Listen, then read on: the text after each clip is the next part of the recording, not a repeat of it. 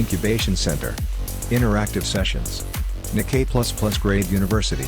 KL, deemed to be university.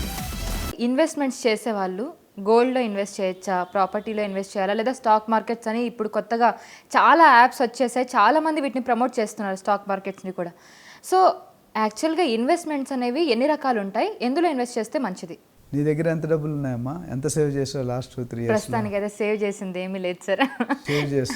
Save చేస్తున్నా. ఒకవేళ నేను రేపటి రోజున ఏదైనా ఇన్వెస్ట్ చేయాలని అంటే ఎందులో ఇన్వెస్ట్ చేస్తే మంచిది? నాకు చెప్పట్లేగానే 2-3 కోట్లు సంపాదించట్టు. అన్ని కోట్లు సంపాదిస్తే ఇలా ఎందుకు ఉంటాం సార్?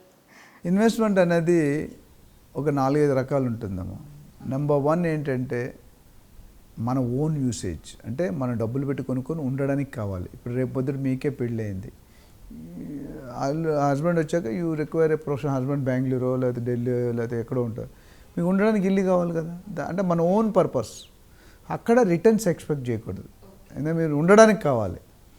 నెంబర్ 2 ఏంటంటే ట్రేడింగ్. మీకు ఆల్రెడీ చెప్పి స్పెక్యులేషన్ ట్రేడింగ్ అంటే ఏంటంటే ఎక్స్ దగ్గర కొని వైకి అమ్మేస్తారు. ఎక్స్ అంటే ఓనరు, వై అంటే మీరు, జెడ్కి అమ్మేస్తారు. మీరు ఒక ప్రాఫిట్ మార్జిన్ వేసుకుంటారు. అంటే మీరు ఒక 1 ఇయర్ 6 మంత్స్ 2 ఇయర్స్ ఉంచుకొని మీరు ఒక మార్జిన్ 20, 30, 40% వేసుకొని వేరే వాళ్ళకి అమ్మేస్తారు. దాన్ని ట్రేడింగ్ అంటే ఒక దగ్గర కొని ఒక దగ్గర అమ్మడానికి, దాన్ని trading. You're a mediator. 3rd ఏంటంటే రిటర్న్ ఆన్ ఇన్వెస్ట్మెంట్, ROI అంటాం. ROI అంటే మనం కొన్ని రెంటల్ ఎక్స్పెక్ట్ చేస్తాం. ఒక రెసిడెన్షియల్ ఫ్లాట్ అయినా లేకపోతే హౌస్ అయినా అట్లా, లేదా కమర్షియల్ బిల్డింగ్ అయినా. ఇప్పుడు ఈ ఏరియాలో 15,000, 20,000 ఉంది పర్ స్క్వేర్ ఫీట్. ₹1,00,00,000 పెట్టి నువ్వు ఇల్లు కొంటే 20,000 రెంట్ వస్తుంది. అంటే హార్డ్లీ 2.4% పర్ యానం. ఇందాక మీరు డబల్ అన్నారు బిల్డర్. సో నెక్స్ట్ లాస్ట్ ఏంటంటే లాంగ్ టర్మ్ ఇన్వెస్ట్మెంట్. మన అమ్మమ్మలు నాన్నమ్మలు చేసేవారు, మా మనవాళ్ళు ఉండాలి అని చెప్పి ఓ ఇల్లు కొనేసి మీరు చిన్నప్పుడు పుట్టినప్పుడు ఫస్ట్ బర్త్డేకి రిజిస్టర్ చేస్తారు. మీరు మేజర్ అయినప్పటికీ అది కాస్త డబల్, ట్రిపుల్, 5, 10 టైమ్స్ అయిపోతుంది. సో దాన్ని లాంగ్ టర్మ్ ఇన్వెస్ట్మెంట్ అంటారు. సో ఇది మీరు అడిగిన రెండో ప్రశ్న ఏమనంటే గోల్డ్లో పెట్టాలా, స్టాక్లో పెట్టాలా? నన్ను అడిగితే మీరు asking a wrong question to right person. ఎందుకంటే నన్ను అడిగితే నేను ఆబ్వియస్లీ రియల్ ఎస్టేట్ చెప్తాను. బట్ పబ్లిక్ ఉద్దేశంలో నేనేం చేస్తానంటే ఇంగ్లీష్లో there is a proverb, don't keep all eggs in one basket. Bag జారితే మొత్తం బతుకు బజార్ అయిపోతుంది, అంతే కదా. అందుకని మీరు మీ జాబ్ చేస్తూ సపోజ్ మీరు ఒక ₹100 సంపాదిస్తున్నారు, ఓ ₹30-40, ₹50 ఖర్చు పెట్టుకుంటారు మీ లైఫ్కి, ఇంకో ₹30-40 సేవ్ చేసుకుంటారు. ఈ ₹40లో ఒక 50%, 40-50% రియల్ ఎస్టేట్లో పెట్టుకుంటే బెటర్.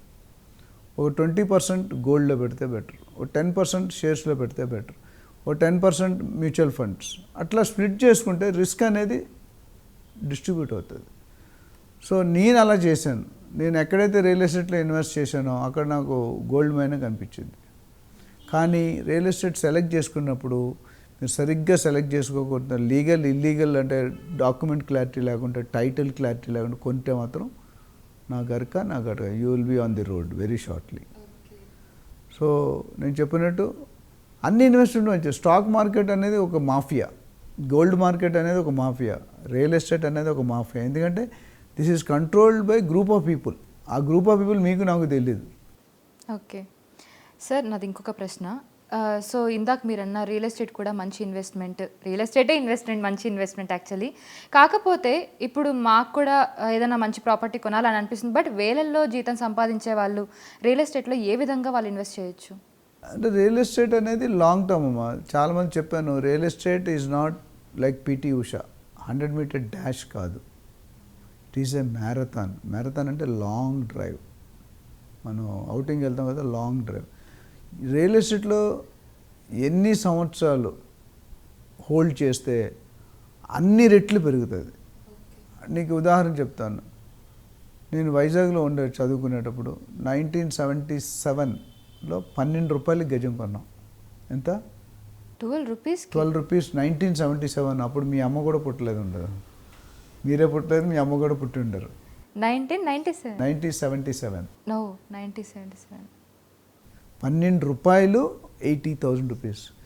జూబ్లీ హిల్స్లో దాటిన తర్వాత మన మురళీమోహన్ గారు జేబేరీ అధినేత ఉన్నారు కదా, గూగుల్ ఆపోజిట్గా జేబేరీ ఎన్క్లేవ్ అని ఒకటి ఉంటుంది, మీకు ఆర్చిలా ఉండి అక్కడ చూడండి. ₹800 గజం అమ్మారు ఆయన. ఇప్పుడు సమ్వేర్ సైబర్ టవర్స్ కట్టినప్పుడు ఇప్పుడు ₹2,00,000 అయింది. 800 రూపీస్ 2 lakhs. అంటే ఎన్ని రెట్లు పెరిగింది. సో అది లాంగ్గా హోల్డ్ చేశారు కాబట్టి 20 years 25 years 800. మీరు ఏ బ్యాంకులో పెట్టుకున్నా ప్రాఫిట్ రాదు, ఏ ఇన్సూరెన్స్లో పెట్టుకున్నా రాదు. వస్తుందా? గోల్డ్ నాకు అప్పటికీ ఐడియా ఉంది. 1993లో తులం బంగారం ₹5,000 ఉండేది. తులం అంటే 10 గ్రాములు. 2011-12లో 28,000 అయింది. ఇప్పుడు 56,000 57,000 ఉంది. అంటే ఎన్నిసార్లు పెరిగిందో మీకు రియల్ ఎస్టేట్లో ఎన్నిసార్లు పెరిగిందో మీకు తెలిసిపోతుంది. డబల్ అవ్వడానికి 12 సంవత్సరాలు పట్టింది. రియల్ ఎస్టేట్లో 7-8 times అయిపోతుంది. So I think people have got answer. నేను ఎవరికి నాకున్న ఇది నా personal opinion. Maybe stock market వాళ్ళు ఒప్పుకోవచ్చు, లేకపోతే ఇన్సూరెన్స్ మార్కెట్ వాళ్ళు ఒప్పుకోవచ్చు, గోల్డ్ మార్కెట్ వాళ్ళు. నాకు ఎవరితోనే ఎటువంటి సంబంధం లేదు. నేను పర్సనల్గా వాల్యూస్తో పాటు చెప్తున్నా. అప్పుడు రియల్ ఎస్టేట్ ఎంత ఉంది, ఇప్పుడు రియల్ ఎస్టేట్ ఎంత ఉంది, అప్పుడు గోల్డ్ మార్కెట్ ఎంత ఉంది, ఇప్పుడు మన షేర్ మార్కెట్లో మనం చూసుకుంటే క్రాష్ అయింది మార్కెట్. నా ఫ్రెండ్ ఒక ఆయన 6 కోట్లు పెట్టాడు. 6 కోట్లు పెట్టి 4 కోట్లు పోగొట్టుకున్నాడు. మళ్ళీ ఈ మధ్యలో గత 2-3 నెలలుగా బాగా పెరుగుతుంది మార్కెట్. సో ఇవన్నిటికీ రిస్క్ ఓరియంటెడ్. రియల్ ఎస్టేట్లో రిస్క్ తక్కువ. మీరు ఎప్పుడైనా ఒక మంచి మాట చెప్తాను, సెకండ్ హ్యాండ్ ప్లాట్ అని ఎక్కడైనా విన్నారా? సెకండ్ హ్యాండ్ ప్లాట్ వినరు. ఫస్ట్ హ్యాండ్ ఫ్లాటే ఉంటుంది. ప్లాట్ ఇప్పుడు సెకండ్ హ్యాండ్. అపార్ట్మెంట్స్ ఫ్లాట్స్ అయితే వినుంటాం కానీ ప్లాట్ సెకండ్ హ్యాండ్ అనేది. సో ప్లాట్ ఈజ్ వర్జిన్ అంటే లాంగ్వేజ్ కరెక్ట్ అంటే అర్థం అవడానికి చెప్తున్నా. ఆ ప్లాట్ మీద వచ్చిన డబ్బులు దేని మీద రావట్లేదు. Provided you are selected a good location, good property, title clear. Okay sir, thank you so much for the information. చాలా డౌట్స్ ఉన్నింది, అన్నీ క్లారిఫై అయిపోయాయి ఈ ఇంటర్వ్యూ తోటి. సో మీకు కూడా మంచి క్లారిటీ వచ్చేసింది అనుకుంటున్నాను. ఇప్పుడు రియల్ ఎస్టేట్లో మనం ఎలాంటి ప్రాపర్టీ కొనాలి, ఎక్కడ కొనాలి, అసలు ఎలాంటి థింగ్స్ని మనం చూసి కొనుక్కోవాలనేది మీకు ఒక క్లారిటీ వచ్చింది ఈ ఇంటర్వ్యూ తోటి. సో మళ్ళీ ఇంకొక మంచి ఇంటర్వ్యూతో మళ్ళీ మీ ముందుంటాను. Thank you so much. మరిన్ని వీడియోస్ కోసం ఛానల్ ని సబ్స్క్రైబ్ చేయండి, లేటెస్ట్ అప్డేట్స్ కోసం వాట్సాప్ ఛానల్ ని ఫాలో చేయండి అండ్ లింక్ డిస్క్రిప్షన్ లో ఉంది.